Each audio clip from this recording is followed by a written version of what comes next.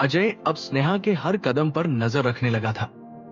उसके दोस्त राजेश ने कॉलेज के गार्ड से दोस्ती करके स्नेहा की क्लास टाइमिंग, ट्यूटर और मूवमेंट्स की जानकारी जुटा ली। मैं उसका जीवन नर्क बना दूंगा, अजय ने कसम खाई।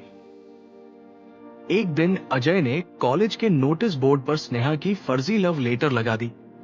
पूरे कॉलेज में हंगामा हो गया।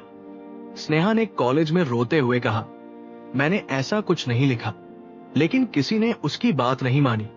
स्नेहा अब टूटने लगी थी। एक दिन जब अजय ने उसे अकेले कैंटीन में बैठे देखा तो कुछ अजीब महसूस हुआ। वो लड़की जो कल तक उसकी दुश्मन थी, आज उदास और अकेली लग रही थी। अजय की नजर अचानक उसके हाथों पर गई। कई जगह पर पुराने जख्मों के निशान थे। उसी रात राजेश ने बताया, स्नेहा को उसके बाप ने कभी बेटी नहीं समझा। वो उसे एक शोपीस की तरह रखता है। घर में गाली, मारपीट सब चलता है। अजय की आंखें फटी की फटी रह गई। अब अजय की नफरत धीरे धीरे हमदर्दी में बदलने लगी थी। उसने धीरे धीरे स्नेहा से बात करना शुरू किया। पहले स्नेहा ने विरोध किया, लेकिन अजय का बदला हुआ व्यवहार देखकर उसका दिल पिघलने लगा।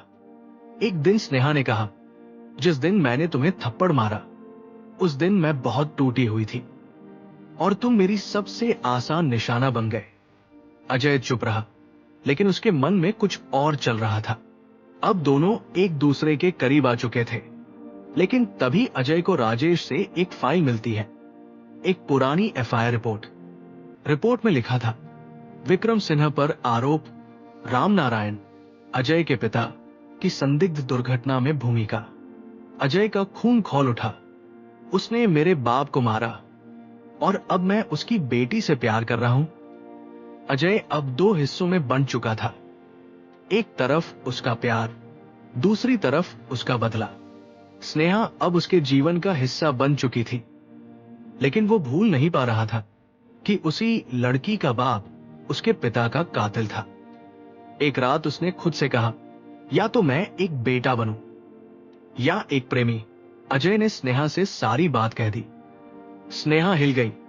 मुझे नहीं पता था कि पापा ऐसा कर सकते हैं, लेकिन अगर वो दोषी है तो उन्हें सजा मिलनी चाहिए। अजय को अब स्नेहा पर भरोसा था।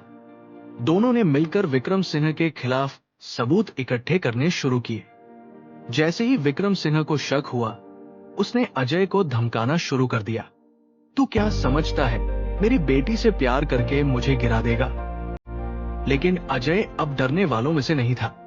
एक प्रेस कॉन्फ्रेंस में स्नेहा ने सबके सामने अपने बाप के गुनाहों का पर्दाफाश किया। मीडिया, पुलिस सब मौजूद थे। विक्रम सिन्हा को गिरफ्तार कर लिया गया, लेकिन जाते जाते वो चीखा, मैं जेल से निकलूंगा और तब तुम्हें और उस लड़के को जिंदा नहीं छोड़ूंगा। अजय और स्नेहा कोर्ट में विक्रम सिन्हा के केस की पैरवी करते हैं। कोर्ट में अजय गवाही देता, आज मैं फिर थप्पड़ मार रहा हूं, लेकिन इस बार नहीं किसी चेहरे पर, बल्कि उस अन्याय पर जिसने मेरे पिता को छीना।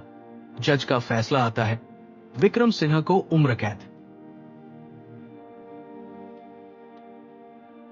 अजय और स्नेहा अब साथ है, एक नई जिंदगी, नए सपनों के साथ। एक दिन स्नेहा ने मुस्कुरा कर कहा, अगर मैंने वो थप्पड़ न मारा होता तो शायद हमें ये प्यार नहीं मिलता। अजय हंस पड़ा। सच कहा, कभी कभी एक थप्पड़